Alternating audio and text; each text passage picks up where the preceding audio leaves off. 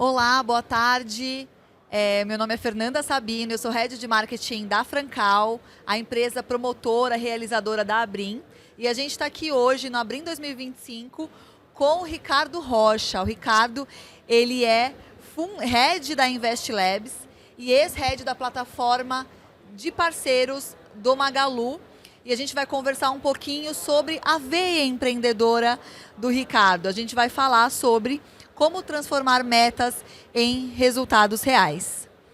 Bom, obrigada, Ricardo. Obrigada por estar aqui na Abrim. O Ricardo já esteve aqui nos palcos falando um pouquinho aí para os nossos empreendedores aqui da Abrim. E ele vai agora falar um pouquinho para a gente dessa jornada empreendedora dele. Como que ele construiu aí essa empresa, o Invest Labs, e como que é o formato de atuação e outros pontos que a gente vai falar por aqui. Olá, Fernanda. Olá, audiência aqui do canal. Para mim é uma honra estar aqui, poder dividir com vocês um pouco da minha experiência, provocações e poder inspirar você a voltar para sua empresa com aqueles ingredientes que eu vou compartilhar aqui e você colocar isso tudo aí para funcionar no seu negócio e fazer ele faturar cada vez mais. O empreendedor brasileiro precisa e ele pode. Agora, o que eu vou trazer aqui são os ingredientes para você pôr funcionando aí. Pois é, e a gente sabe que os empreendedores, muitos deles, iniciam seus negócios e acabam abandonando os seus sonhos. À medida que a gente vai empreendendo, a gente vai aprendendo a empreender de uma certa forma, né? Mas você não foi, o caminho não foi esse. Talvez você até tenha empreendido e não dado certo, mas o caminho que você trilhou é diferente, né? E aí, dentro desse contexto, eu queria entender: a sua trajetória empreendedora, ela quebra esses padrões convencionais. Então, o que você fez de diferente nesses primeiros anos e transformou obstáculos aparentemente impossíveis em degraus de crescimento? Acho que tem dois ingredientes importantes aqui, Fernanda, que é a capacitação e o planejamento. Então, eu tenho formação em administração e em computação, depois eu fiz pós-graduação em gestão comercial e toda empresa vive de venda, mas ela também vive de uma boa gestão. E uma das coisas que a gente mais observa é que o empreendedor brasileiro ele não se capacita, ele não se prepara para essa jornada. Então ele não tem o conteúdo, ele não tem o conhecimento e as habilidades, falta a ferramenta. E aí o empreendedor vai muito no instinto, na percepção e não, de fato, na constatação. Então nós precisamos de um pouco mais de pragmatismo e mais planejamento. E quando eu falo planejamento, não é aqueles planos enormes, não, eu faço planejamento de forma muito simples. Então eu uso algumas ferramentas como plano de negócio, bem simplificado, em que eu olho quais são as linhas de receita, como eu posso fazer e como eu posso planejar e as hipóteses de como eu posso trazer receita para a minha empresa. E depois quais são as despesas para suportar isso. E sempre buscar no produto a margem de lucro, a margem de contribuição bruta. Esse cálculo precisa ser feito. E é justamente a falta desse conhecimento e desse planejamento que faz o empreendedor funcionar de modo instintivo e não pragmático. Isso demonstra que para você ser um empreendedor de sucesso, você não tem que ter apenas um sonho, né? Você precisa ter gestão e se preparar. Mas você consegue elencar aqui para a gente assim, uma decisão crítica, um ponto-chave da virada do teu primeiro negócio de sucesso? Foi quando a gente decidiu profissionalizar as áreas da empresa e eu decidi deixar de ser um executor para formar times e trabalhar através dessas pessoas. Isso foi muito difícil. Porque essa é uma ascensão, é uma mudança, é quase que uma metamorfose do empreendedor. Que é quando ele deixa de ser o executor mais eficiente do seu negócio e a qualidade do que eu fazia, sem dúvida, era melhor que de todo mundo. Só que estava limitado à minha energia, ao meu tempo e à minha capacidade de fazer. E aí o que acontece com muito dono de empresa é que ele fica na execução para sempre, empilhando as decisões e o negócio fica do tamanho dele. Porque acaba que ele limita o crescimento do negócio. Então, essa decisão, quando a gente criou os departamentos, quando a gente trouxe gerentes para a empresa, é que fez com que eu pudesse, então, crescer a empresa. E eu tive que crescer com isso, porque eu tive que deixar de ser o executor para poder ensinar e trabalhar através dessas pessoas. E hoje você ensina, você instrui empreendedores a essas técnicas que você adotou nas suas empresas. Isso. Você tem um case de algum cliente assim que você fez a virada do negócio? Bom, uma das empresas que eu invisto hoje é a Zuper. Ela é uma empresa que trabalha imersões justamente nessa capacitação e desenvolvimento do dono da empresa e do empreendimento. E para você ter uma ideia, nós tivemos donos de empresa que fizeram essa imersão lá comigo e em 4 meses, depois de terem feito a MAP, eles faturaram 3 vezes mais do que faturaram no último mês antes de fazer essa mentoria de alta performance comigo. Por quê? Porque são coisas simples. Eu sou empreendedor raiz, Fernanda. Assim, eu não gosto de firula, não gosto de injeção de linguiça, termo bem mineiro, né? Não gosto desse tipo de coisa. Então, para mim, as coisas têm que ser práticas. E o que eu trabalho lá com eles é exatamente o que eu aplico nas minhas empresas. Então, a metodologia que eu aplico lá nas minhas empresas é o que eu passo para eles e faço com que eles possam levar para os negócios deles. Mas me fala uma coisa, em que maturidade essa empresa precisa estar para estar aderente a esses aos métodos, a esse sua fórmula mesmo, né? Por exemplo, você deu o caso da Zuper, mas em que momento de maturidade do negócio que essa empresa está? Porque a gente sabe que muitos empreendedores, muitas vezes, eles são todos os departamentos. E aí contrapõe um pouquinho do que você está dizendo. Então, em que fase de maturidade empresarial essas empresas precisam estar? Bom, lá no Magalu eu tive a oportunidade de conviver com mais de 300 mil micro e pequenos empreendedores. E esses empreendedores de micro e pequena empresa, a gente tem um produto hoje que chama Zuper Start. E no Zuper Start, o que a gente trabalha com ele é justamente para ele deixar de ter o pior emprego do mundo, que é esse, que ele tem que trabalhar 12, 14, 18 horas por dia, não saber se vai ter dinheiro no final do mês, não tem férias, não tem 13º, não tem nada, e aí ele trabalha igual um camelo e no final ele não sabe se vai receber ou não. E aí a gente trabalha justamente com esse dono de empresa que tem o pior emprego do mundo para que ele se torne um empresário. E aí ele vai construir os departamentos da empresa dele, mas ele ainda é o executor. E aí depois nós temos o outro produto, que é aí essa mentoria de alta performance, que eu trabalho com ele deixar de ser esse executor, mas de uma empresa organizada, para que ele possa agora então ser um empreendedor e trabalhar como líder através das outras pessoas. Então é uma escadinha. Então ele vem, faz o start e depois ele faz a mentoria de alta performance. Indo um pouquinho agora para o nosso mercado de brinquedos, né, que é a nossa temática aqui na Abrim, o empreendedor de brinquedo raiz, como você falou, ele muitas vezes ele não está no digital. E a gente sabe que se ele não tiver no online, se ele não tiver, ele pode perder para quem está. E muitas vezes ele perde ali a fidelidade do cliente dele. O que você pode dizer para esse empreendedor? Fernanda, 9 em cada 10 brasileiros pesquisam na internet antes de fazer qualquer compra. E como é que ele pesquisa? Ele pesquisa para ver os comentários, ele pesquisa para ver como os clientes deram estrelinhas para aquela loja. E os donos de empresa não têm a prática de colocar uma avaliação, de pedir um comentário. E aí eu nem vou falar da parte de presença em redes sociais, com conteúdo, que seja relevante para o cliente ter audiência naquele conteúdo. E aí essa ausência dele do meio digital, essa ausência da presença dele digital, a ausência da sua reputação digital, faz com que as ferramentas de busca, ou então as ferramentas, né, de redes sociais, nem apresentem esse empreendedor, essa loja, esse negócio para o cliente. Ele não existe, né? Ele não existe no meio digital. Esse é o problema. Então ele tem o custo do aluguel, ele tem o custo da loja, mas ele está fora do contexto econômico, da nossa dinâmica econômica de hoje, que é uma dinâmica, parece uma palavra até dita errada, que é uma dinâmica figital, que é a união do mundo físico com o mundo digital. E isso já aconteceu. Se eu não estiver unido, assim mesmo, entremeado no mundo físico e digital ao mesmo tempo, eu estou perdendo negócio e vendas.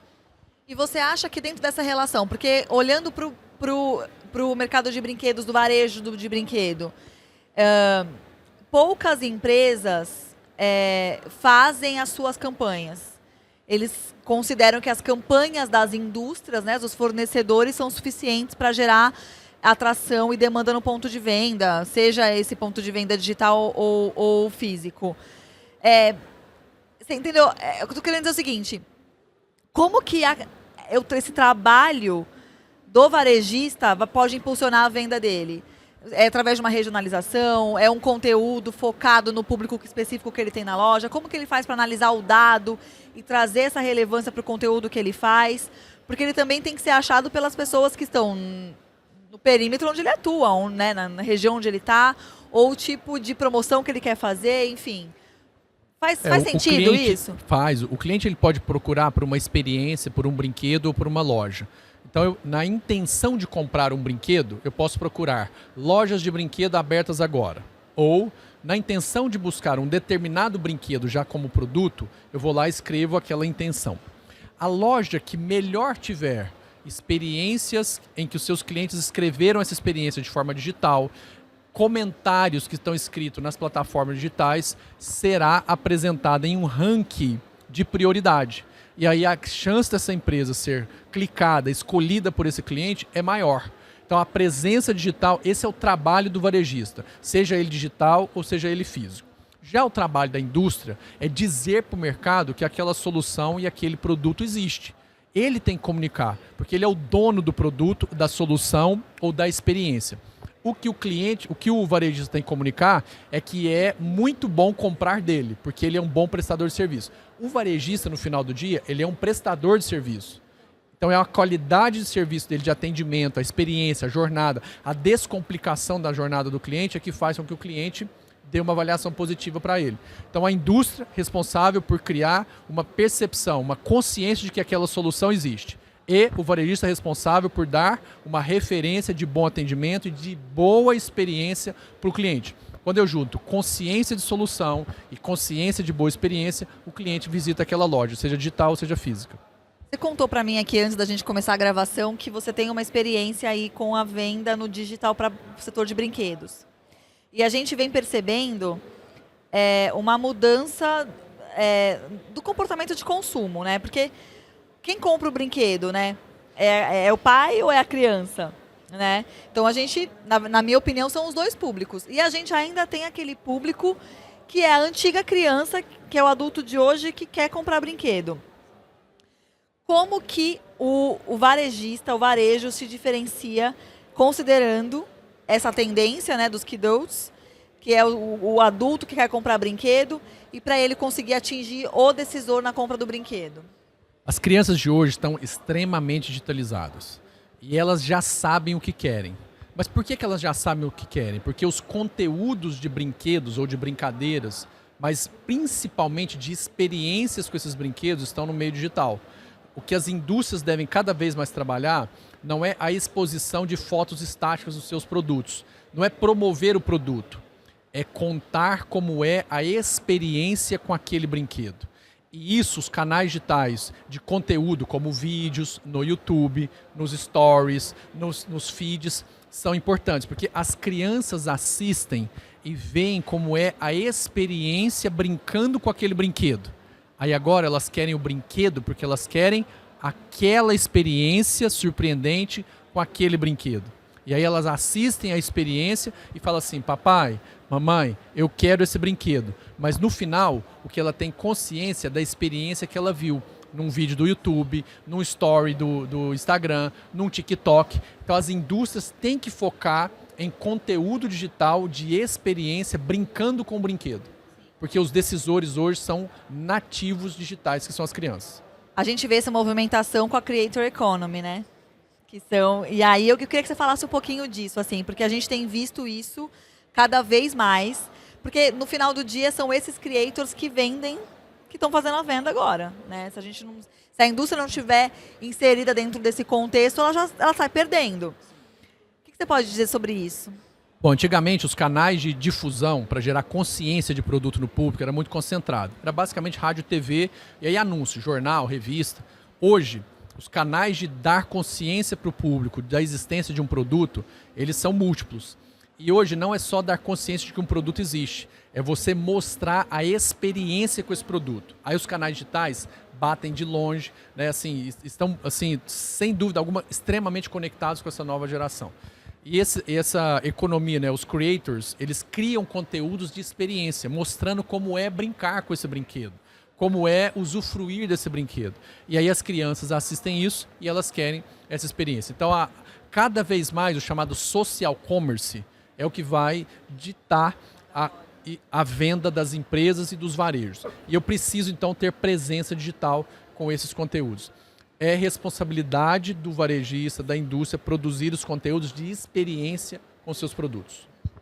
E você acha que, assim, como que o pequeno empreendedor, como que ele aproveita essa onda, considerando que ele ainda é um pequeno? Talvez ele não tenha tanta força, mas dá para produzir um conteúdo de experiência, mesmo sendo um pequeno empreendedor. Dá muito, e por isso ele precisa das parcerias e de uma proximidade com as indústrias. Porque ele precisa ter a amostra desses brinquedos para ele produzir esse conteúdo. E uma das coisas mais legais que nós estamos assistindo hoje é que os vídeos naturais espontâneos, aqueles com pouca produção são os que dão mais audiência. Por quê? Como as pessoas querem uma experiência real, quanto mais real o vídeo for, mais ele vai ter a consciência seguinte: eu posso ter esse brinquedo porque vai ser desse jeito. Quando é muito produzido, as pessoas já aprenderam a filtrar. Talvez não vai ser tão perfeito assim quanto está nesse vídeo. Então o dono da empresa, ele pode fazer um vídeo lá com o celular dele mesmo. Ele produzir, ele mostrar como é a experiência. E aí ele publica isso na rede social dele. Aqui a gente já está chegando no final da nossa entrevista aqui com o Ricardo. E eu quero que você fale duas coisas para nós. Assim, um resumo desse nosso papo aqui. Eu queria que você elencasse quais são as suas apostas para os próximos 3 anos. Se você já enxerga alguma mudança no comportamento de consumo, se você enxerga uma mudança de como as pessoas se comunicam nas redes. Se você pudesse elencar ali três passos, assim, olha, sigam esses passos, que nos próximos 3 anos isso vai ser mandatório, isso que vai rodar ali na comunicação digital para venda, para você conseguir vender na internet. Conteúdo de valor para o seu cliente. O que o cliente quer ver? Experiência e o testemunho de outras pessoas. Sabe uma coisa que fazia os produtos venderem no marketplace muito?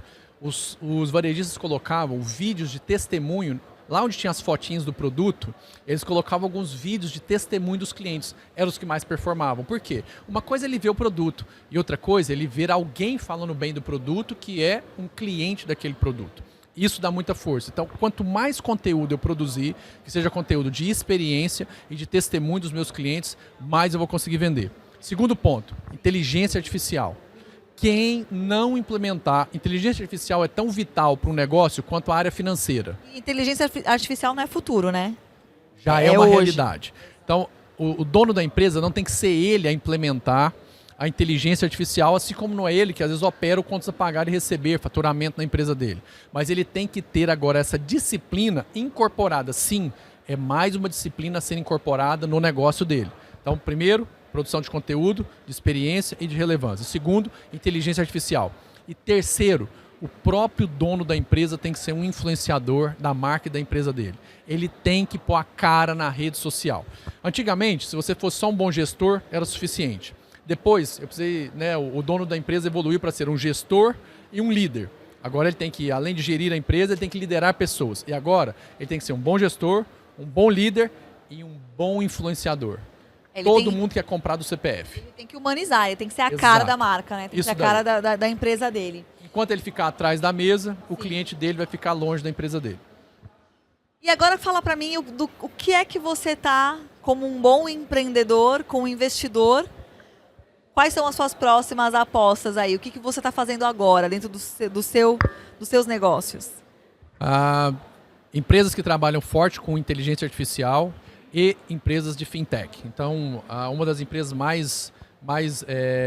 de maior crescimento que eu tenho no meu portfólio hoje, que é a Blips, ela avança agora para poder desenvolver a parte de fintech. Depois vem a Topic, uma empresa de nutrição. Depois vem a Digio, que é uma empresa de inteligência artificial. Vem a Zuper, que é uma empresa de capacitação. Vem a Crédito Express. Bom, e aí todo o portfólio nosso é muito focado em algum tipo de viabilização financeira para o nosso cliente e uso intensivo e profundo de inteligência artificial. Esses são os negócios que eu estou apostando aí para o futuro. Maravilha. Muito obrigada, Ricardo. A gente vai encerrar aqui o nosso papo. Eu quero agradecer mais uma vez por você estar aqui na Brim. Essa feira, ela tem aí o propósito e a missão de fomentar conhecimento e informação para o crescimento do varejo. E eu tenho certeza que você, não só aqui com essa entrevista, como com o conteúdo que você disponibilizou para a gente hoje, você vai auxiliar muito a esses empresários a crescer nos seus negócios. Obrigada. Eu que agradeço. Depende de você, dono de empresa. Você precisa se capacitar cada vez mais. O mercado evolui em constante mudança e você também precisa evoluir. O seu negócio só evolui se você evolui. Quero te encontrar aqui na próxima Brim para que você possa contar o seu testemunho de que está faturando mais porque você cresceu e o seu negócio cresceu. Muito obrigada, pessoal. Até o próximo vídeo.